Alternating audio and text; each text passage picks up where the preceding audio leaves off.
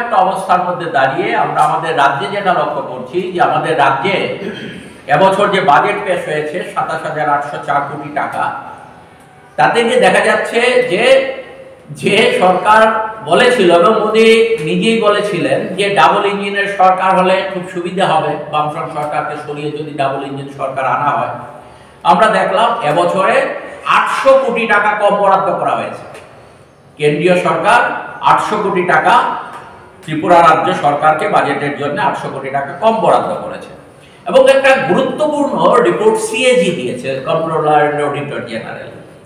তারা বলছে যে ২০১৮-১৯ থেকে, অর্থাৎ এই সরকারটা আসার পর থেকে ২০২১-২২ পর্যন্ত বাজেটের যে সর্বমোট টাকা ৪ বছরে, তার ২৬% টাকা অব্যয়িত অবস্থায় আছে। ঋণের জালে আমাদের রাজ্য সরকারকে ডুবিয়ে দিচ্ছে, রাজ্যের জনগণকে। সেটা ২১,০০০ কোটি টাকা ঋণ এই সরকার সেখানে করেছে।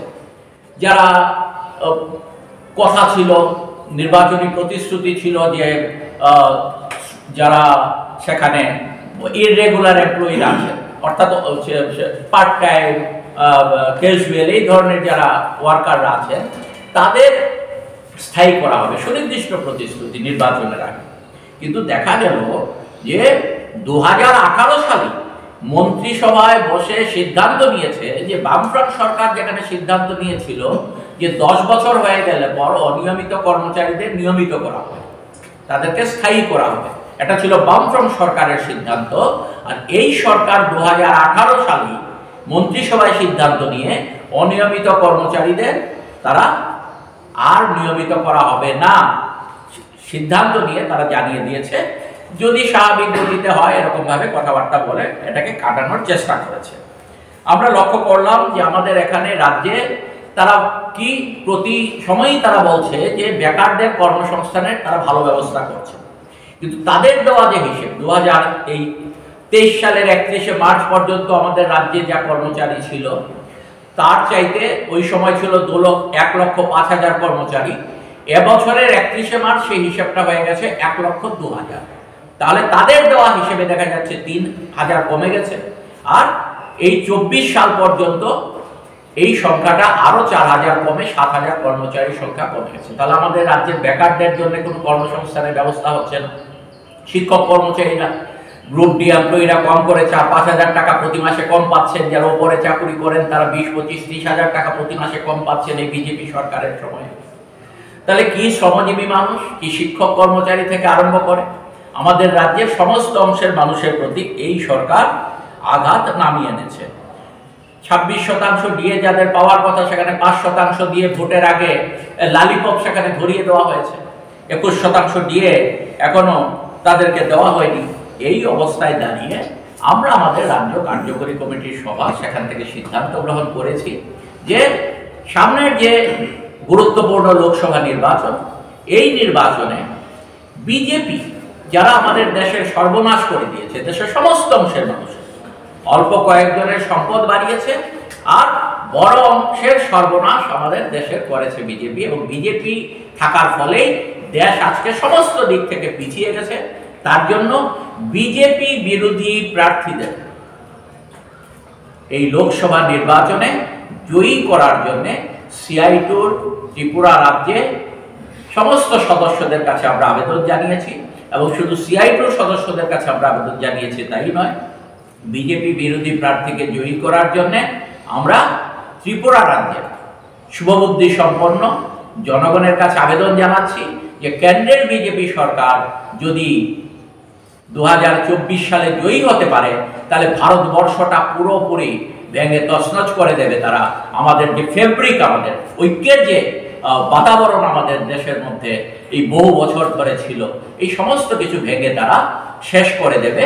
তার জন্য ২০২৪ সালে আমাদের ত্রিপুরা রাজ্য যাতে আমরা বিজেপি প্রার্থীকে পরাজিত করার জন্য বিজেপি বিরোধী প্রার্থীদের জয়ী করতে আমরা অগ্রসর হই, জনগণের কাছে আমরা সিআইটু ত্রিপুরা রাজ্য কমিটির পক্ষ থেকে এই আবেদন আমরা রাখছি।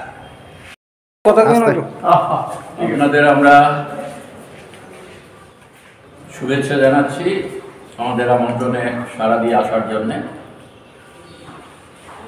আমরা সিআইটু ত্রিপুরা রাজ্য ওয়ার্কিং কমিটির সভা গত 5 তারিখ আগরতলায় সংগঠিত করি। এই সভাতে আমরা দেশ এবং রাজ্যের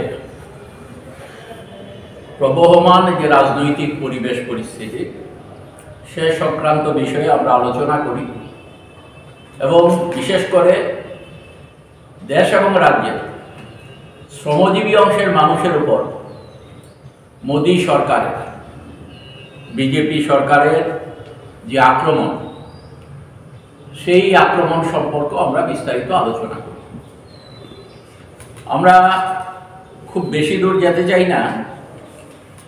গত 10 বছরে মোদী সরকার দেশের মানুষের উপর যে আক্রমণ নামিয়ে এনেছে, শ্রমজীবী মানুষের উপর যে আক্রমণ নামিয়ে এনেছে, তা প্রতিফলন এমনকি অনেক সময় মানুষ বলেন এই কথাটা যে ভোটের বছরে কিছু অতিরিক্ত রিলিফ মানুষকে দেয় সরকার। কিন্তু আমরা দেখলাম কেন্দ্রীয় যে বাজেট এবছরে পেশ করা হলো, সেই কেন্দ্রীয় বাজেটে কৃষির উপর আক্রমণ, শিক্ষার উপর, স্বাস্থ্যের উপর, সামাজিক যে প্রকল্পগুলো আছে সেই সমস্ত প্রকল্পের উপরে মোদী সরকার বরাদ্দ কমিয়ে ফেলেছে। আমরা দেখলাম ফার্মার্স ওয়েলফেয়ার ডিপার্টমেন্ট বলে একটি দপ্তর আছে কেন্দ্রীয় সরকারের। সেই দপ্তর 2019-20 সাল অর্থ বছর থেকে 2022-23 অর্থ বছরে বরাদ্দ যা টাকা হয়েছে তার 1 লক্ষ কোটি টাকা খরচ করেনি, আনস্পেন্ট অবস্থায় আছে। আমরা পাশাপাশি এটাও দেখলাম যে সমাজের কোটি কোটি শিশু 0 থেকে 6 বছর পর্যন্ত এবং তার যে মায়েরা আছেন তাদের জন্য যে পুষ্টি প্রকল্প, সেটা হচ্ছে আইসিডিএস প্রকল্প, ইন্টেনসিভ চাইল্ড ডেভেলপমেন্ট স্কিম, যেটা এই আইসিডিএস প্রকল্পে মোদী সরকার আসার পর থেকেই ধারাবাহিকভাবে বাজেট বরাদ্দ কমছে।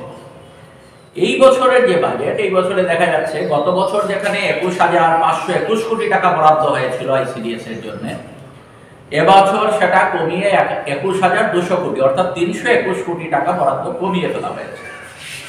আমরা দেখছি রেগাতে বরাদ্দ কমানো হয়েছে।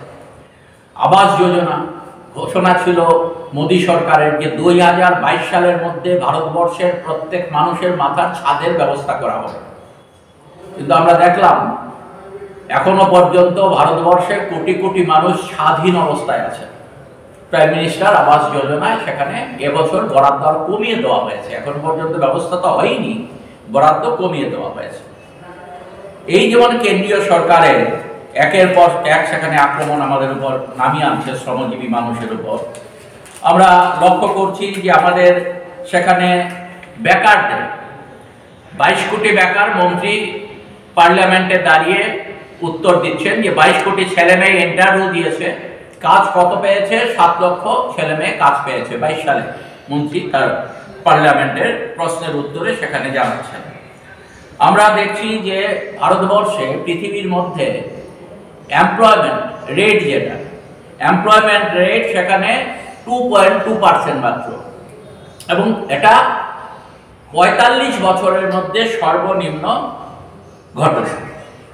ভারতবর্ষের